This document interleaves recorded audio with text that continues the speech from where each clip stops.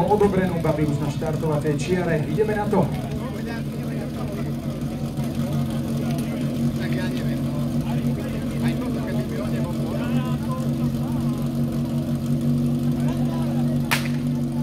Ďalší tým máme na trati opäť veľmi dôležité momenty teraz na základni, aby to všetko vyšlo, aby sa všetko pospájalo ako treba.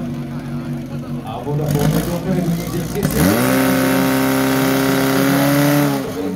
Ale teraz odpojená polospojka na rozdeľovači. Teraz tu bude veľký problém, tak asi zavrieť to bude treba. Lebo v tom tlaku sa to nebude dať zapojiť. Ale babi to vyriešili veľmi elegantne, stále bojujú, je to ligový tím, takže každý čas je potrebný do tabulky.